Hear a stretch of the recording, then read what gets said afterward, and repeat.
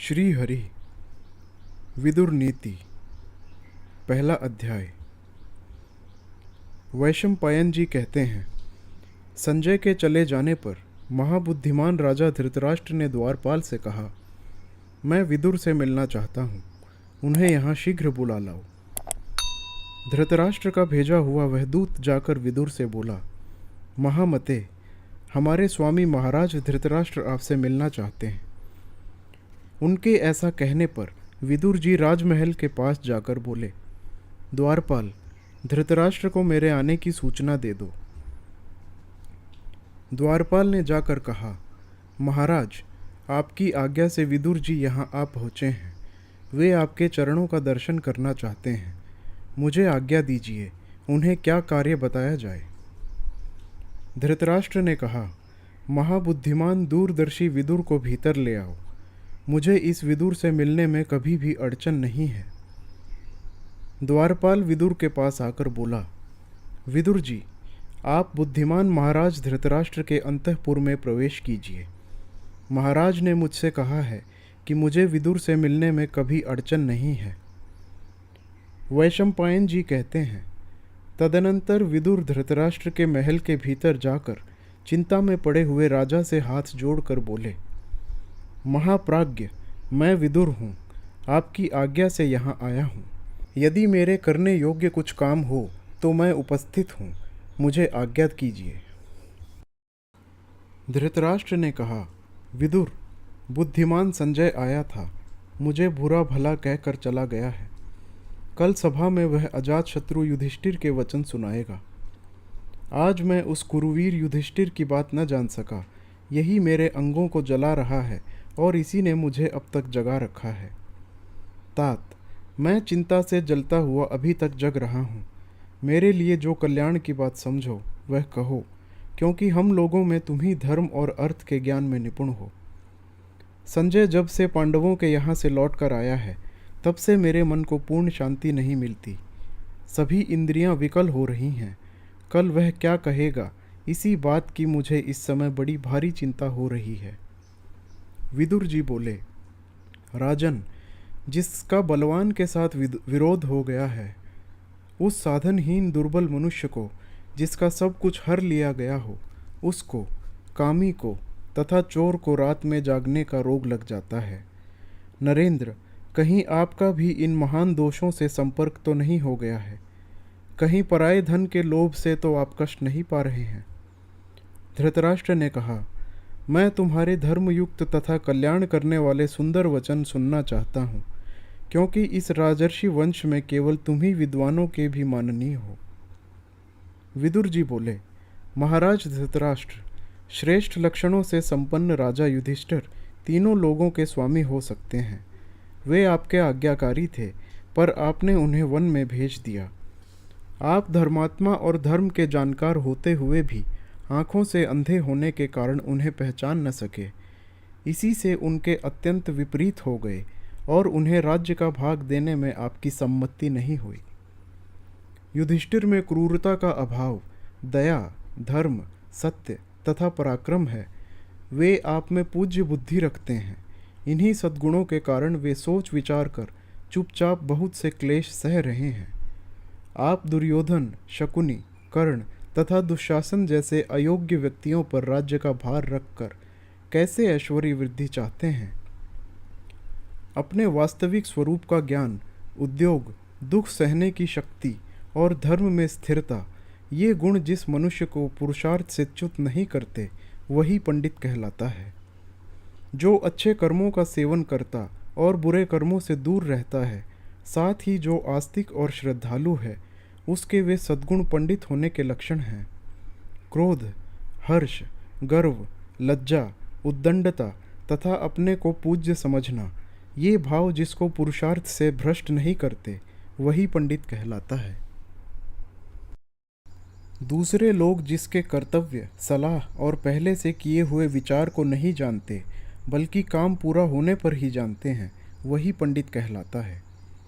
सर्दी, गर्मी, भय, अनुराग, संपत्ति अथवा दरिद्रता, ये जिसके कार्य में विघ्न नहीं डालते, वही पंडित कहलाता है। जिसकी लौकिक बुद्धि धर्म और अर्थ का ही अनुसरण करती है और जो भोग को छोड़कर पुरुषार्थ का ही वर्ण करता है, वही पंडित कहलाता है। विवेकपूर्ण बुद्धि वाले पुरुष शक्ति के अनुसार काम करने की इच्छा रखते हैं और करते भी हैं, तथा किसी वस्तु को तुच्छ समझकर उसकी अवहेलना नहीं करते। विद्वान पुरुष किसी विषय को देर तक सुनता है, किंतु शीघ्र ही समझ लेता है। समझकर कर्तव्य बुद्धि से पुरुषार्थ में प्रवृत्त होता है, कामना से नहीं। बिना पूछे दूसरे के विषय में व्यर्थ कोई बात नहीं कहता है। उसका यह स्वभाव पंडित की मुख्य पहचान है। पंडितों की सी बुद्धि रखने वाले मनुष्य दुर्लभ वस्तु की कामना नहीं करते, खोई हुई वस्तु के विषय में शोक करना नहीं चाहते और विपत्ति में पड़कर घबराते नहीं हैं।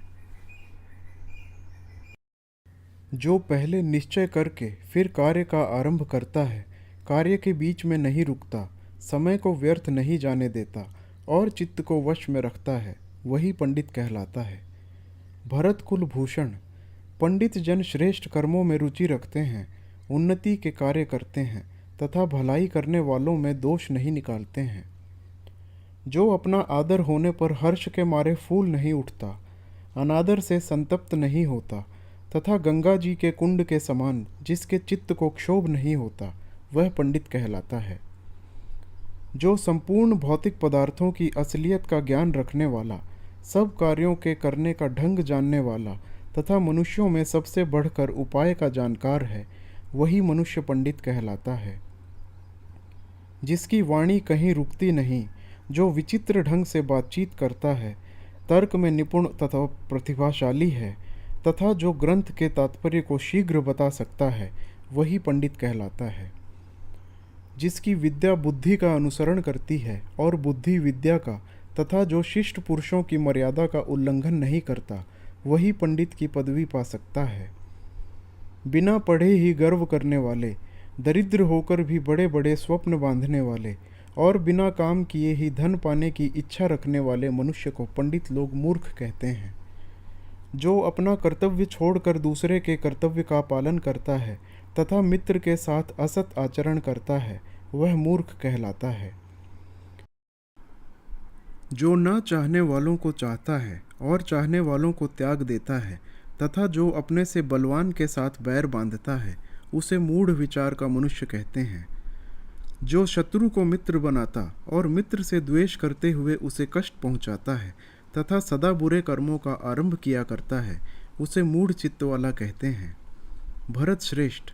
जो अपने कामों को व्यर्थ ही फैलाता है, सर्वत्र संदेह करता है तथा शीघ्र होने वाले काम में भी देर लगाता है, वह मूढ़ है। जो पितरों का श्राद्ध और देवताओं का पूजन नहीं करता तथा जिसे सुहृद मित्र नहीं मिलता, उसे मूढ़ चित्त वाला कहते हैं। मूढ़ चित्त वाला अधम मनुष्य बिना बुलाए ही भीतर चला आता है, बिना पूछे ही बहुत बोलता है तथा अविश्वसनीय मनुष्यों पर भी विश्वास करता है। स्वयं दोषयुक्त बर्ताव करते हुए भी जो दूसरे पर उसके दोष बताकर आक्षेप करता है तथा जो असमर्थ होते हुए भी व्यर्थ का क्रोध करता है, वह मनुष्य महामूर्ख है। जो अपने बल को न समझकर बिना काम किए ही धर्म और अर्थ से विरुद्ध तथा न पाने योग्य वस्तु की इच्छा रखता है, वह पुरुष इस संसार में मूढ़ बुद्धि वाला कहलाता है। राजन। जो अनधिकारी को उपदेश देता और शून्य की उपासना करता है तथा जो कृपण का आश्रय लेता है, उसे मूढ़ चित्त वाला कहते हैं। जो बहुत धन, विद्या तथा ऐश्वर्य को पाकर भी इठलाता नहीं चलता, वह पंडित कहलाता है। जो अपने द्वारा भरण पोषण के योग्य व्यक्तियों को बांटे बिना अकेले ही उत्तम भोजन करता और अच्छा वस्त्र पहनता है, उससे बढ़कर क्रूर कौन होगा। मनुष्य अकेला पाप करता है और बहुत से लोग उससे मौज उड़ाते हैं। मौज उड़ाने वाले तो छूट जाते हैं, पर उसका कर्ता ही दोष का भागी होता है। किसी धनुर्धर वीर के द्वारा छोड़ा हुआ बाण संभव है एक को भी मारे या ना मारे, मगर बुद्धिमान द्वारा प्रयुक्त की हुई बुद्धि राजा के साथ साथ संपूर्ण राष्ट्र का विनाश कर सकती है। 1 से 2 का निश्चय करके 4 से 3 को वश में कीजिए। 5 इंद्रियों को जीतकर, 6 गुणों को जानकर तथा 7 अवगुणों को छोड़कर सुखी हो जाइए। विष का रस पीने वाले को ही मारता है, शस्त्र से एक का ही वध होता है, किंतु मंत्र का फूटना राष्ट्र और प्रजा के साथ ही राजा का भी विनाश कर डालता है। अकेले स्वादिष्ट भोजन न करे, अकेला किसी विषय का निश्चय न करे, अकेला रास्ता ना चले और बहुत से लोग सोए हों तो उनमें अकेला न जागता रहे। राजन, जैसे समुद्र के पार जाने के लिए नाव ही एकमात्र साधन है, उसी प्रकार स्वर्ग के लिए सत्य ही एकमात्र सोपान है, दूसरा नहीं, किंतु आप इसे नहीं समझ रहे हैं। क्षमाशील पुरुषों में एक ही दोष का आरोप होता है, दूसरे की तो संभावना ही नहीं है। वह दोष यह है कि क्षमाशील मनुष्य को लोग असमर्थ समझ लेते हैं, किंतु क्षमाशील पुरुष का वह दोष नहीं मानना चाहिए, क्योंकि क्षमा बहुत बड़ा बल है। क्षमा असमर्थ मनुष्यों का गुण तथा समर्थों का भूषण है। इस जगत में क्षमा वशीकरण रूप है। भला क्षमा से क्या नहीं सिद्ध होता? जिसके हाथ में शांति रूपी तलवार है, उसका दुष्ट पुरुष क्या कर लेंगे?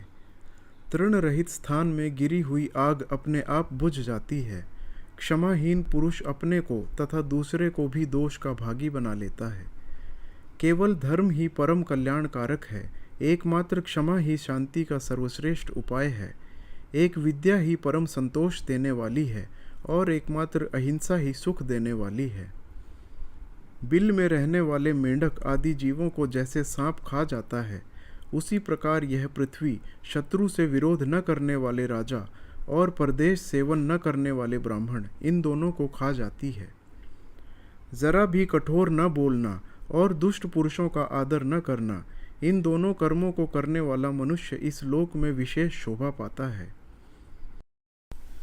दूसरी स्त्री द्वारा चाहे गए पुरुष की कामना करने वाली स्त्रियां तथा दूसरों के द्वारा पूजित मनुष्य का आदर करने वाले पुरुष, ये दो प्रकार के लोग दूसरों पर विश्वास करके चलने वाले हैं। जो निर्धन होकर भी बहुमूल्य वस्तु की इच्छा रखता और असमर्थ होकर भी क्रोध करता है, ये दोनों ही अपने शरीर को सुखा देने वाले कांटों के समान हैं। दो ही अपने विपरीत कर्म के कारण शोभा नहीं पाते, अकर्मण्य गृहस्थ और प्रपंच में लगा हुआ सन्यासी। राजन, ये दो प्रकार के पुरुष स्वर्ग के भी ऊपर स्थान पाते हैं। शक्तिशाली होने पर भी क्षमा करने वाला और निर्धन होने पर भी दान देने वाला। न्यायपूर्वक उपार्जित किए हुए धन के दो ही दुरुपयोग समझने चाहिए, अपात्र को देना और सत्पात्र को न देना। जो धनी होने पर भी दान न दे और दरिद्र होने पर भी कष्ट सहन न कर सके, इन दो प्रकार के मनुष्यों को गले में मजबूत पत्थर बांधकर पानी में डुबा देना चाहिए। पुरुष श्रेष्ठ, ये दो प्रकार के पुरुष सूर्यमंडल को भेद कर ऊर्ध्व गति को प्राप्त होते हैं। योग युक्त सन्यासी और संग्राम में लोहा लेते हुए मारा गया योद्धा। भरत श्रेष्ठ, मनुष्यों की कार्य सिद्धि के लिए उत्तम, मध्यम और अधम, ये तीन प्रकार के न्यायाकूल उपाय सुने जाते हैं, ऐसा वेद वेत्ता विद्वान जानते हैं। राजन, उत्तम, मध्यम और अधम, ये तीन प्रकार के पुरुष होते हैं। इनको यथा योग्य तीन ही प्रकार के कर्मों में लगाना चाहिए। राजन, तीन ही धन के अधिकारी नहीं माने जाते।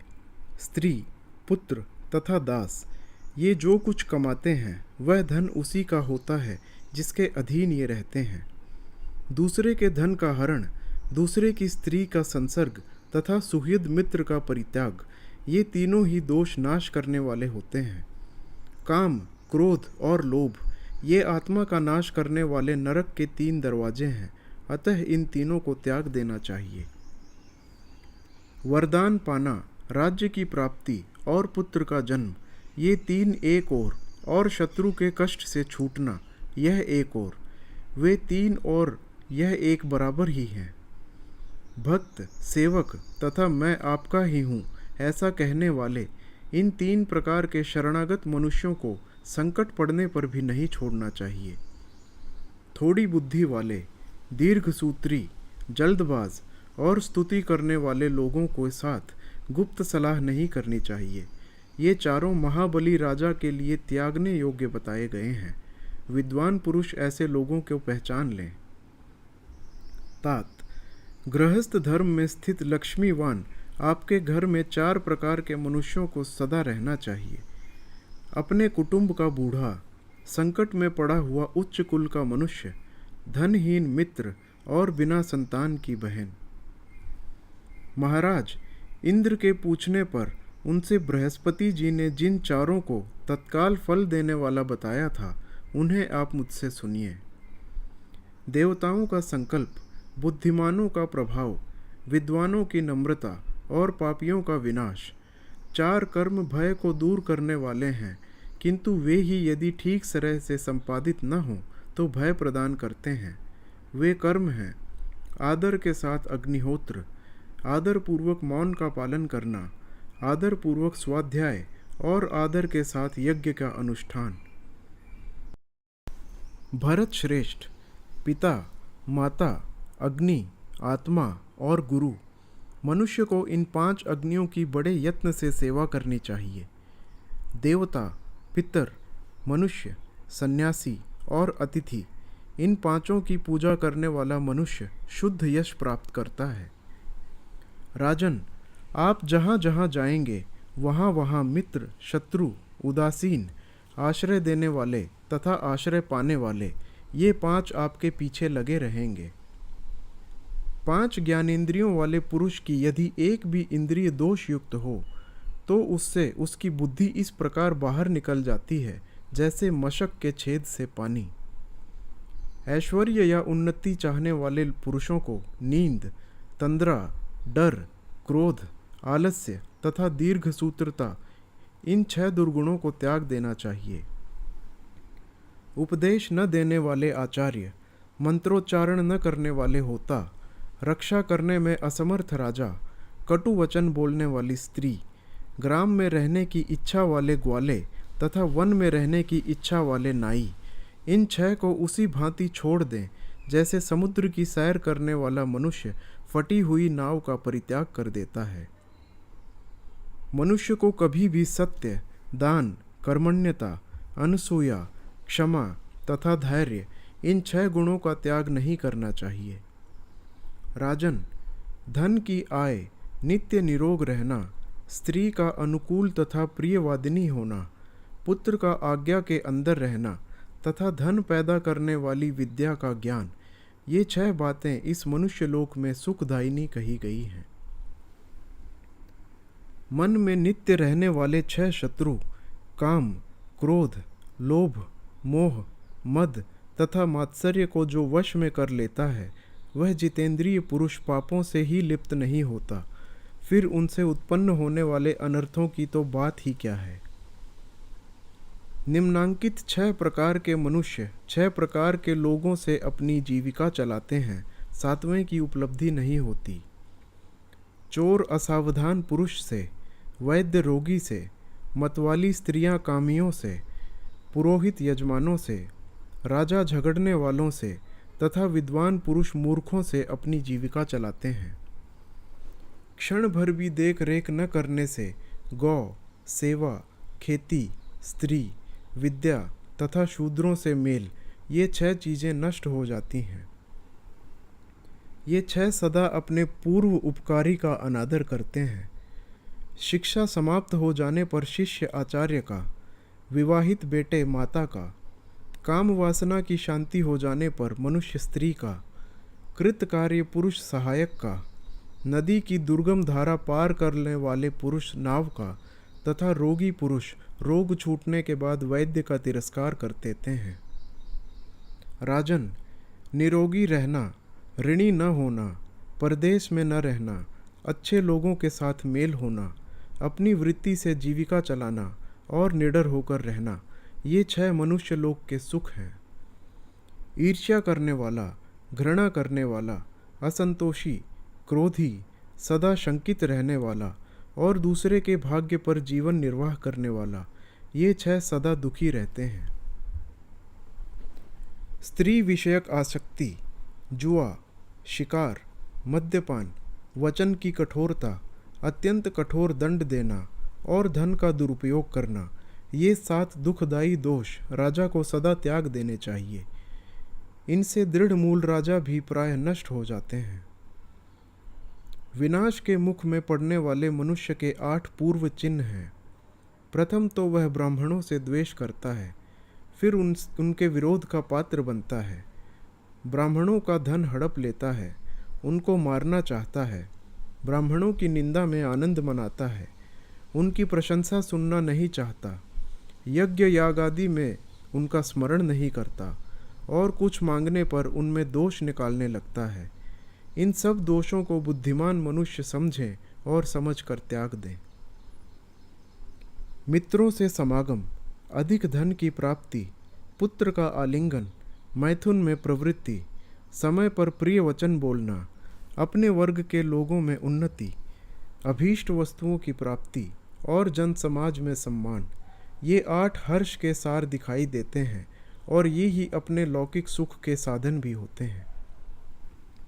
बुद्धि, कुलीनता, इंद्रिय निग्रह, शास्त्र ज्ञान, पराक्रम, अधिक न बोलना, शक्ति के अनुसार दान और कृतज्ञता, ये 8 गुण पुरुष की ख्याति बढ़ा देते हैं। जो विद्वान पुरुष आँख कान आदि 9 दरवाजे वाले, वात पित्त कफ रूपी 3 खंभों वाले, ज्ञानेंद्रिय रूपी 5 साक्षी वाले, आत्मा के निवास स्थान इस शरीर रूपी ग्रह को जानता है, वह बहुत बड़ा ज्ञानी है। महाराज धृतराष्ट्र, 10 प्रकार के लोग धर्म को नहीं जानते, उनके नाम सुनो। नशे में मतवाला, असावधान, पागल, थका हुआ, क्रोधी, भूखा, जल्दबाज, लोभी, भयभीत और कामी, ये 10 हैं। अतः इन सब लोगों में विद्वान पुरुष आसक्ति न बढ़ाए। इसी विषय में असुरों के राजा प्रहलाद ने सुंधवा के साथ अपने पुत्र के प्रति कुछ उपदेश दिया था। नीतिज्ञ लोग उस पुराने इतिहास का उदाहरण देते हैं। जो राजा काम और क्रोध का त्याग करता है और सुपात्र को धन देता है, विशेषज्ञ है, शास्त्रों का ज्ञाता और कर्तव्य को शीघ्र पूरा करने वाला है, उसे सब लोग प्रमाण मानते हैं। जो मनुष्यों में विश्वास उत्पन्न करना जानता है, जिनका अपराध प्रमाणित हो गया है, उन्हीं को दंडित करता है। जो दंड देने की न्यूनाधिक मात्रा तथा क्षमा का उपयोग जानता है, उस राजा की सेवा में संपूर्ण संपत्ति चली आती है। जो किसी दुर्बल का अपमान नहीं करता, सदा सावधान रहकर शत्रु के साथ बुद्धिपूर्वक व्यवहार करता है, बलवानों के साथ युद्ध पसंद नहीं करता तथा समय आने पर पराक्रम दिखाता है, वही धीर है। जो धुरंधर महापुरुष आपत्ति पड़ने पर कभी दुखी नहीं होता, बल्कि सावधानी के साथ उद्योग का आश्रय लेता है तथा समय पर दुख सहता है, उसके शत्रु तो पराजित ही हैं। जो निरर्थक विदेशवास, पापियों से मेल, परस्त्री गमन, पाखंड, चोरी, चुगलखोरी तथा मदिरापान नहीं करता, वह सदा सुखी रहता है। जो क्रोध या उतावली के साथ धर्म, अर्थ तथा काम का आरंभ नहीं करता, पूछने पर यथार्थ बात ही बतलाता है, मित्र के लिए झगड़ा नहीं पसंद करता, आदर न पाने पर क्रुद्ध नहीं होता, विवेक नहीं खो बैठता, दूसरों के दोष नहीं देखता, सब पर दया करता है, दुर्बल होते हुए किसी की जमानत नहीं देता, जो अपने बराबर वालों के साथ विवाह, मित्रता, व्यवहार तथा बातचीत करता है, हीन पुरुषों के साथ नहीं, और गुणों में बढ़े चढ़े पुरुषों को सदा आगे रखता है, उस विद्वान की नीति श्रेष्ठ है। जो अपने आश्रित जनों को बांटकर थोड़ा ही भोजन करता है, बहुत अधिक काम करके भी थोड़ा सोता है तथा मांगने पर जो मित्र नहीं है उसे भी धन देता है, उस मनस्वी पुरुष को सारे अनर्थ दूर से ही छोड़ देते हैं। जिसके अपनी इच्छा के अनुकूल और दूसरों की इच्छा के विरुद्ध कार्य को दूसरे लोग कुछ नहीं भी जान पाते, मंत्र गुप्त रहने और अभीष्ट कार्य का ठीक ठीक संपादन होने के कारण उसका थोड़ा भी काम बिगड़ने नहीं पाता। जो मनुष्य संपूर्ण भूतों को शांति प्रदान करने में तत्पर, सत्यवादी, कोमल, दूसरों को आदर देने वाला तथा पवित्र विचार वाला होता है, वह अच्छी खान से निकले और चमकते हुए श्रेष्ठ रत्न की भांति अपनी जाति वालों में अधिक प्रसिद्धि पाता है। जो स्वयं ही अधिक लज्जाशील है वह सब लोगों में श्रेष्ठ समझा जाता है। वह अपने अनंत तेज, शुद्ध हृदय और एकाग्रता से युक्त होने के कारण कांति में सूर्य के समान शोभा पाता है। अंबिका नंदन, शाप से दग्ध राजा पांडु के जो 5 पुत्र वन में उत्पन्न हुए, वे 5 इंद्रों के समान शक्तिशाली हैं। उन्हें आप ही ने बचपन से पाला और शिक्षा दी है। वे भी सदा आपकी आज्ञा का पालन करते रहते हैं। तात, उन्हें उनका न्यायोचित राज्य भाग देकर आप अपने पुत्रों के साथ आनंद भोगिए। नरेंद्र, ऐसा करने पर आप देवता या मनुष्यों की टीका टिप्पणी के विषय नहीं रह जाएंगे।